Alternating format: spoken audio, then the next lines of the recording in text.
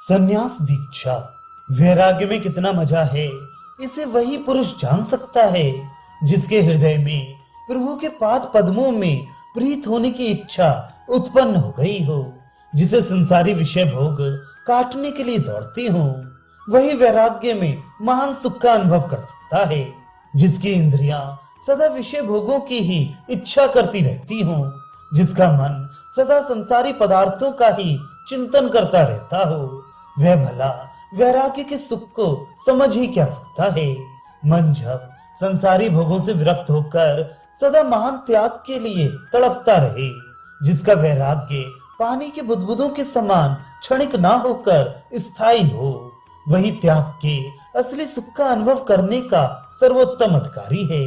जो जोश में आकर क्षणिक वैराग्य के कारण त्याग पथ का अनुसरण करने लगते हैं, उनका अंत में पतन हो जाता है। इसीलिए तो कहा है, त्याग वैराग्य के बिना टिक ही नहीं सकता। इसलिए जो वैराग्य राग रसिक नहीं बना, वह भगवत राग रस का पूर्ण रसिया भक्तिनिष्ठ भागवत बन ही नहीं सकता। हृदय त्याग के लिए इस प्रकार अकलाता रहे, जिस प्रकार जल में बहुत देर डुबकी लगाए रहने पर प्राण श्वास लेने के लिए अकलाने लगते हैं।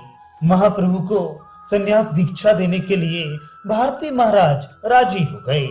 ये देखकर प्रभु की प्रसन्नता का पारावार न रहा।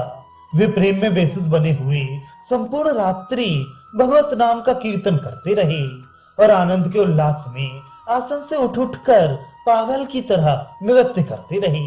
जिस प्रकार नवागत वधू से मिलने के लिए अनुरागी युवक बेचैनी के साथ रात्रि होने की प्रतीक्षा करता रहता है, उसी प्रकार महाप्रभु संन्यास धर्म में दीक्षित होने के लिए उस रात्रि के अंत होने की प्रतीक्षा करते रहे। उस रात्रि में प्रभु को क्षण भर के लिए भी निंद्रा नहीं आई। निरंतर संकीर्तन करते रहने के कारण प्रभु के नेत्र कुछ आप से आप ही मुंदने से लगे।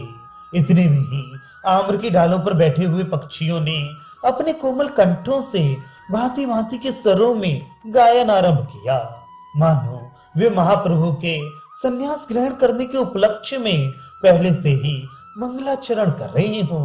पक्षियों के कलरव को सुनकर प्रभु की तंद्रा दूर हुई और वे आसन पर से उठकर बैठ गए।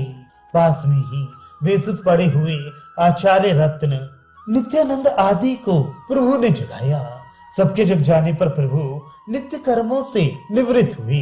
गंगा जी में स्नान करने के निमित्त अपने सभी साथियों के सहित प्रभु ने अपने भावी गुरुदेव के चरण कमलों में प्रणाम किया और बड़ी ही नम्रता से दोनों हाथों की अंजलि बांधे हुए उनसे निवेदन किया, भगवान मैं उपस्थित हूँ, अब आज्ञा दीजिए, मुझे क्या क्या करना होगा। कुछ विवशता से प्रकट करते हुए भारती जी ने कहा, अब संन्यास दीक्षा के निमित्त जिन जिन सामग्रियों की आवश्यकता हो उन्हें एकत्रित करना चाहिए। इसका प्रबंध मैं अभी किए देता हूँ। ये कहकर उन्होंने एक आदमी को सब सामान लाने के निमित्त कटवा के लिए भेजा। कंटक नगर निवासी नर नारियों को कल तक यही पता था कि भारती जी उस युवक को संन्यास दीक्षा देने के लिए कभी सहमत ना होंगे, किंतु आज जब प्रातः ही उन लोगों ने ये समाचार सुना कि भारती तो उस ब्राह्मण युवक को सन्यासी बनाने के लिए राजी हो गए और आज ही उसे शिखा सूत्र से रहित करके द्वार द्वार से भिक्षा मांगने वाला गृह त्यागी विरागी बना देंगे, तब तो उनके दुख का ठिकाना ही न रहा। ना जाने उन ग्राम वासियों को प्रभु के प्रति दर्शन मात्र से ही क्यों ममता हो गई थी। वे सभी प्रभु को अपने घर का सा सगा संबंधी ही समझने लगे। बात की बात में बहुत से स्त्री पुरुष आश्रम में आकर एकत्रित हो गए। स्त्रियां एक और खड़ी होकर आंसू बहा रही थीं। पुरुष आपस में मिलकर भांति भांति की बातें कर रहे थे। कोई तो कहता, अजी इस युवक को ही समझाना चाहिए, जैसे बने समझा बुझाकर इसे माता के समीप पहुंचा आना चाहिए। इस पर दूसरा कहता, वह समझे तब तो समझाएं, जब उसके सगे संबंधी ही उसे नहीं समझा सके तो हम तुम तो भला समझा ही क्या सकते हैं। इतने में ही एक बूढ़ा बोल उठा, अजी हम सब इतने आदमी हैं, सन्यास का कार्य ही ना होने देंगे। बस निबट गया किस्सा। इस पर किसी विचारवान ने कहा, भाई ये कैसे हो सकता है? हम ऐसे शुभ काम में जबरदस्ती कैसे कर सकते हैं? ऐसे पुण्य कामों में यदि कुछ सहायता ना बन सके तो इस तरह विघ्न करना तो ठीक नहीं है। हम लोग मुंह से ही समझा सकते हैं, जबरदस्ती करना हमारा धर्म नहीं। इस पर एक उद्यत स्वभाव का युवक जोरों से बोल उठा, अजी धर्म गया ऐसी तैसी में। ऐसे धर्म में तो तेल डालकर आग लगा देनी चाहिए। बने कहीं के धर्मात्मा, यदि ऐसी ही बात है तो तुम ही क्यों सन्यास नहीं लेते?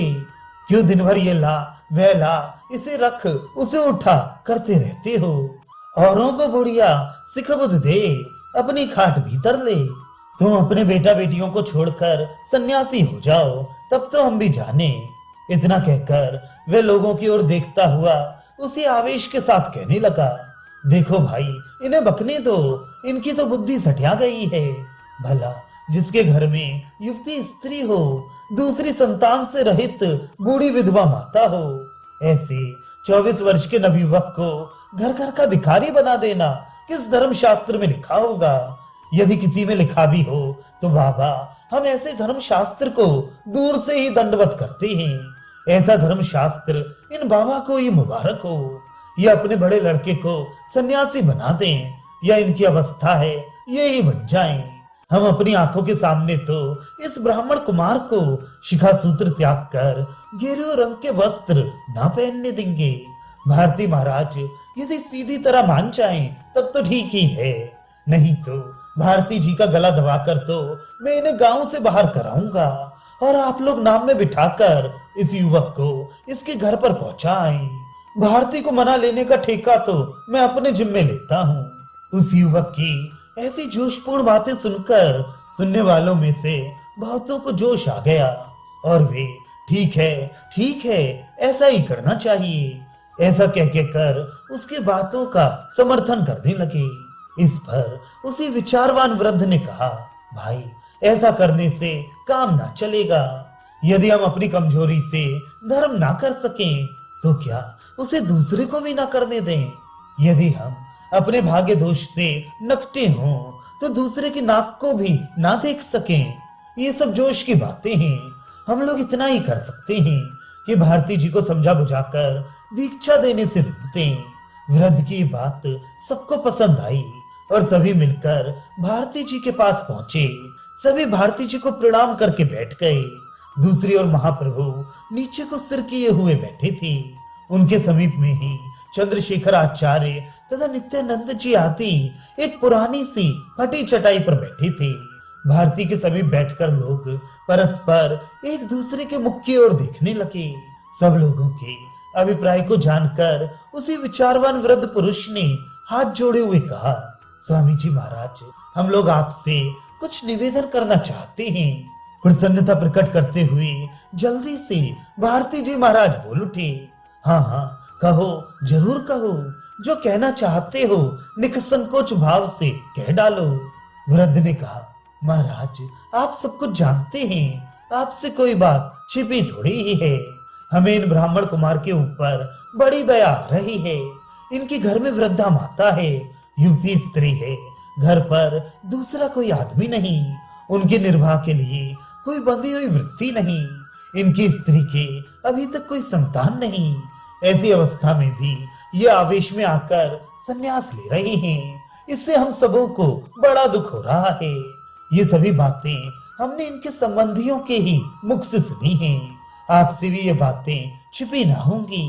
इसीलिए हमारी यही प्रार्थना है कि चाहे कितना भी आग्रह करें, आप इन्हें संन्यास दीक्षा कभी ना दें।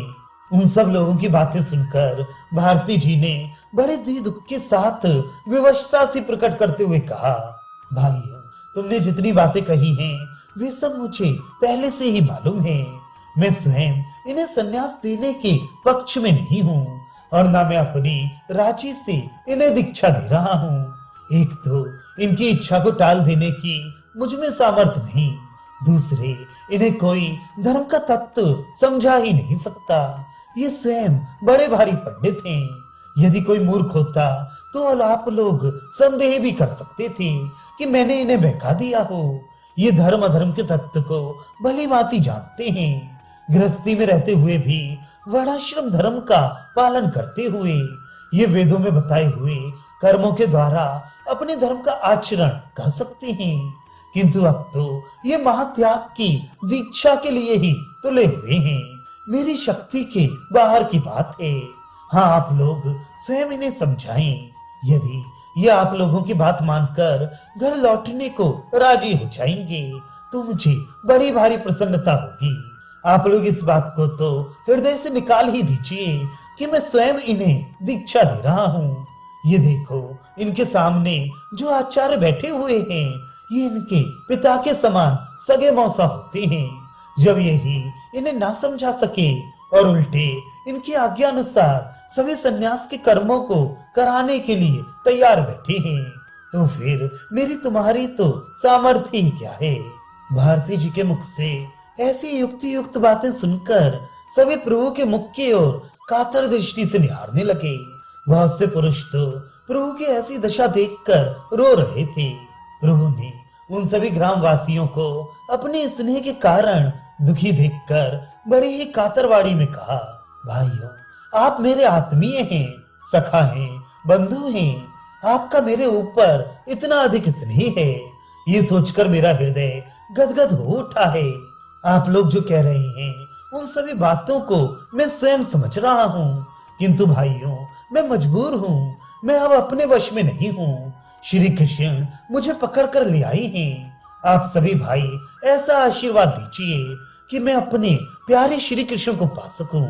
मैं वृंदावन में जाऊंगा, व्रजवासियों के घरों से टुकड़े मांगकर खाऊंगा, वृंदावन के बाहर कदम के वृक्षों के नीचे वास करूंगा, यमुना जी का सुंदर श्याम रंग वाला स्वच्छ जल पीऊंगा और अहरने श्री कृष्ण के सुमधुर नामों का संकीर्तन करूंगा।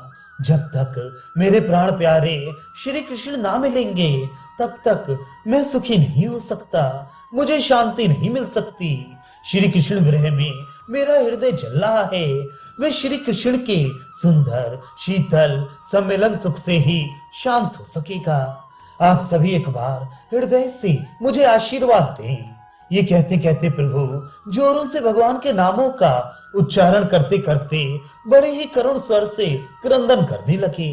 सभी मनुष्य मंत्र मुग्ध से बन गए। आगे और किसी को कुछ कहने का साहस ही ना हुआ। जब लोगों ने देखा कि महाप्रभु किसी प्रकार वे बिना संन्यास लिए नहीं मानेंगे तो सभी ने उनके इस शुभ काम में सहायता करने का निश्चय किया। भारती जी से पूछकर कोई तो आसपास के सन्यासियों को बुलाने चला गया, कोई पूजन की सामग्री को ही लेने के लिए दौड़ गया, कोई जल्दी से केला और आम्र पल्लव ही ले आया, कोई दूध की हांडी ही उठा लाया, कोई बहुत सी मिठाई ही ले आया। इस प्रकार बात की बात में ही भारती जी का संपूर्ण आश्रम खाद्य पदार्थों से तथा पूजन की सामग्रियों से भर गया। जिसके घर में जो भी चीज थी वह उसी को लेकर आश्रम पर आ पहुंचा। एक ओर हलवाई भंडार के लिए भोज्य पदार्थ बनाने लगा और दूसरी ओर सन्यासी और पंडित मिलकर सन्यास की दीक्षा के निमित्त वेदी आदि बनाने लगे। आश्रम के सामने आम्र के सुंदर बगीचे में हवन की वेदियां बनाई गईं। वे रोली, हल्दी, चूना तथा लाल, पीले, हरे आदि विविध प्रकार के रंगों से चित्रित की गई। स्थान स्थान पर कदली स्तंभ गाड़ी गई। प्रभु ने सभी कर्म करने के निमित्त पंडित चंद्रशेखर आचार्य रत्न को अपना प्रतिनिधि बनाया। आचार्य रत्न ने डबडबाई आंखों से बड़े ही कष्ट के साथ विवश होकर प्रभु की इस कठोर आज्ञा का भी पालन किया। महाप्रभु गंगा जी में स्नान करके पहले देवता और ऋषियों को तृप्त करा, फिर अपने पितरों को शास्त्र की मर्यादा के अनुसार श्राद्ध तर्पण द्वारा संतुष्ट किया। प्रभु ने प्रत्यक्ष देखा कि पृथ्वीलोक से उनके पिता पितामह आदि पूर्वजों ने स्वयं आकर उनके दिए हुए पिंडों को ग्रहण किया और प्रसन्नता प्रकट करते हुए उन्हें आशीर्वाद दिया। वेदी के चारों ओर सुंदर सुंदर अनेकों याग वृक्षों की समिधाएं, भांति भांति के सुगंधित पुष्प, मालाएं अक्षत, धूप, दीप, नैवेद्य, पुंगे फल, नारिकेल, तांबूल, कई प्रकार के मेवे, तिल, जौ, चावल, घृत आदि हवन की सामग्री, कुश, दूर्वा, घट, सकोरे आदि सभी सामान फैले हुए थे। वेदी को घेरे हुए बहुत से ऋतुज ब्राह्मण और सन्यासी बैठे हुए थे। इतने में एक आदमी हरदास नाम के नापित को साथ लिए हुए आश्रम पर आ पहुंचा। हरदास को देखते ही भारती जी जल्दी से कहने लगे, बड़ा अतिकाल हो गया है, अभी बहुत सा कृत्य शेष है, आप जल्दी से छौर करा लीजिए। प्रभु वेदी के निकट से उठकर एक और चटाई पर छौर कराने के लिए बैठे। हरदास नापित भी पास में ही अपनी पेटी को रखकर बैठ गया। हरदास वैसे तो जाति का नापित था, किंतु उसका कटवा ग्राम में बड़ा भारी प्रभाव था। वह पहले से ही भगवत भक्त था और सभी नाइयों का पंच था। नाइयों की बड़ी बड़ी पंचायतों में उसे ही निर्णय करने के लिए बुलाया जाता और सभी लोग उसकी बातों को मानते थे। नापित ने पहले तो एक बार सजे हुए संपूर्ण आश्रम की ओर देखा, फिर सन्यासी और ब्राह्मणों से घिरी हुई वेदी की ओर उसने दृष्टि डाली और फिर बड़े ही ध्यान से महाप्रभु के मुख कमल की ओर निहारने लगा। महाप्रभु के दर्शन से उसकी तृप्ति ही नहीं होती थी। वे ज्यों-ज्यों प्रभु की मनोहर मूर्ति को देखता, त्यों ही त्यों उसका हृदय प्रभु की ओर अत्यधिक आकर्षित होता जाता था। थोड़ी देर तक वे इसी प्रकार टकटकी लगाए अविचल भाव से प्रभु के श्री मुख की ओर निहारता रहा। जब प्रभु ने देखा यह तो काठ की मूर्ति ही बन गया, तब आप उसे संबोधन करके बोले, भाई देर क्यों करते हो, विलंब हो रहा है, जल्दी कार्य करो। नापित ने कुछ अन्य मनस्क भाव से कहा, क्या करूं महाराज? प्रभु ने कहा, छौर करो, और क्या करते हो, इसीलिए तो तुम्हें बुलाया है।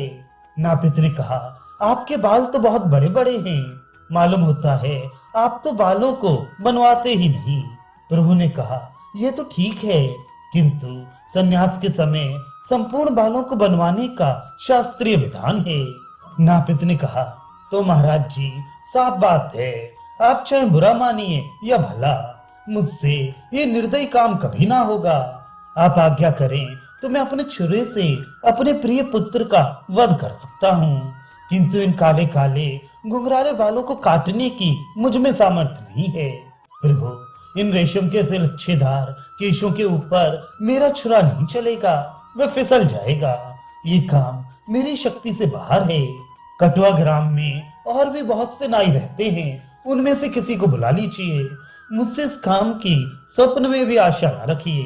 प्रभु ने अधीरता प्रकट करते हुए कहा, हरदास तुम मेरे इस शुभ कार्य में रोड़े मत अटकाओ, मैं श्री कृष्ण से मिलने के लिए व्याकुल हो रहा हूँ। तुम मेरे इस काम में सहायक बनकर अच्छे सुख के भागी बनो। मेरे इस काम में सहायता करने से तुम्हारा कल्याण होगा। भगवान तुम्हें यथेच्छ धन संपत्ति प्रदान करेंगे और मेरे आशीर्वाद से तुम सदा सुखी बने रहोगे। हरदास नापित ने सूखी हंसी हंसकर कहा, धन तो मेरे है नहीं, संतान चाहे मेरी आज ही मर जाए और मेरे संपूर्ण शरीर में चाहे गलित कुष्ठ ही क्यों ना हो जाए, प्रभु मुझसे ये काम नहीं होने का। धन संपत्ति और स्वर्ग का लोभ देकर आप किसी और को बहका सकते हैं, मुझे इनकी इच्छा नहीं। आप नगर से दूसरा नापित बुला क्यों नहीं लेते? प्रभु ने कहा, हरदास बिना मुंडन संस्कार के संन्यास कर्म संपन्न ही नहीं हो सकता। संन्यास कर्म में तुम ही तो एक प्रधान साक्षी हो। तुम मुझ दीनहीन दुखी कंगाल पर दया क्यों नहीं करते? मेरे प्राण श्री कृष्ण के लिए तड़प रहे हैं, तुम मुझे इस प्रकार निराश कर रहे हो। भैया देखो, मैं अपनी धर्म पत्नी से अनुमति ले आया हूँ। मेरी माता ने मुझे सन्यासी होने की आज्ञा दी थी है। मेरे पितृतुल्य पूज्य मौसा आचार्य रत्न स्वयं अपने हाथों से सन्यास के कृत्य करा रहे हैं। पूज्यवर गुरुवर भारती जी ने भी मेरी प्रार्थना स्वीकार कर ली है। अब तुम क्यों मेरे इस शुभ कार्य में विघ्न उपस्थित करते हो? तुम मुझे सन्यासी होने से क्यों रोकते हो? नापित ने कहा, प्रभु मैं आपको कब रोकता हूँ, आप भले ही सन्यासी बन जाइए, किंतु मेरा कथन इतना ही है कि मुझसे यह पाप कर्म नहीं हो सकता, किसी दूसरे नापित से आप करवा सकते हैं। प्रभु ने कहा, यह बात नहीं है हरदास, यह काम तुम्हारे ही द्वारा होगा। तुम्हें जो भय हो उसे मुझसे कहो। आंखों में आंसू भरे हुए नापित ने कहा, सबसे बड़ा भय तो मुझे इन इतने सुंदर घुंघराले बालों को सिर से पृथक करने में ही हो रहा है। दूसरे मैं इसमें अपने धर्म की भी प्रत्यक्ष क्षति देख रहा हूँ। जिस छुरे से आपके पवित्र बालों का मुंडन करूंगा, उसे ही फिर सर्वसाधारण लोगों के सिरों से कैसे छुआऊंगा। जिस हाथ से आपके सिर का स्पर्श करूंगा, उससे फिर सब किसी की खोपड़ी नहीं छू सकता। बाल बनाकर ही मैं अपने परिवार का भरण पोषण करता हूँ, फिर मेरा काम किस प्रकार चलेगा। प्रभु ने कहा, हरदास, तुम आज से इस नापित पने के कार्य को छोड़कर और कोई दूसरा छोटा मोटा रोजगार कर लेना। मेरे इस सन्यास के प्रधान कार्य में तुम्हें ही सहायक बनना पड़ेगा। अब तक तो नापित अपने आप को रोके हुए था, किंतु अब उससे रहा नहीं गया। वह जोरों के साथ रुदन करने लगा। रोते रोते वह कहने लगा, प्रभु, आप ये तो मेरी गर्दन पर छुरी चला रहे हैं। हाय, इन सुंदर केशों को मैं आपके सिर से किस प्रकार अलग कर सकूंगा। प्रभु, मुझे क्षमा कीजिए, मैं इस काम को करने में एकदम असमर्थ हूँ। प्रभु ने जब देखा कि यह तो किसी भी तरह से राजी नहीं होता, तब उन्होंने अपने ऐश्वर्य से काम लिया और उसे क्षौर करने के लिए आज्ञा देते हुए कहा, हरदास, अब देर करने का काम नहीं है, जल्दी से क्षौर करो। हरदास अब विवश था। उसने कांपते हुए हाथों से प्रभु के चिकने और घुंघराले बालों को स्पर्श किया। वह अश्रु बहाता जाता था और क्षौर करता जाता था। कभी क्षौर करते करते ही रुक जाता और जोरों से भगवत नामों का उच्चारण करता हुआ रोने लगता। जब प्रभु आग्रह पूर्वक उसे समझाते, तब फिर करने लगता।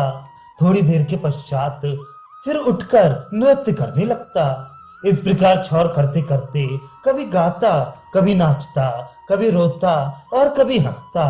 इस प्रकार कहीं सायंकाल तक वह महाप्रभु के क्षौर कर्म को कर सका। क्षौर कर्म समाप्त हो जाने पर प्रभु ने हरदास नापित का प्रेम के सहित प्रगाढ़ आलिंगन किया। प्रभु का आलिंगन पाते ही वह एकदम बेहोश होकर पृथ्वी पर गिर पड़ा और बहुत देर तक वह चेतना शून्य पुरुष की भांति पड़ा रहा। थोड़ी देर में होश में आने पर वह उठा और उसने क्षौर करने का अपना सभी सामान उसी समय कलिमल हारिणी भगवती भागीरथी के प्रभाव में प्रवाहित कर दिया और जोरों के साथ हरि ध्वनि करने लगा। इस प्रकार थोड़ी देर ही प्रभु का संसर्ग होने से वह महाभागवत नापित सदा के लिए अमर बन गया।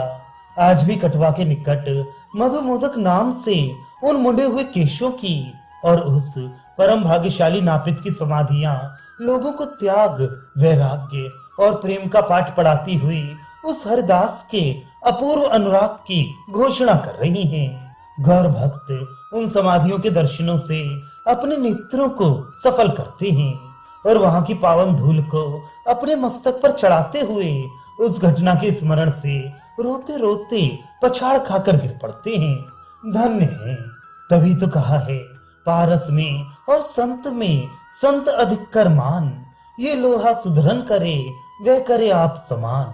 महाप्रभु गौरांग के गुणों के साथ हरदास की अहेतु की भक्ति भी अमर हो गई।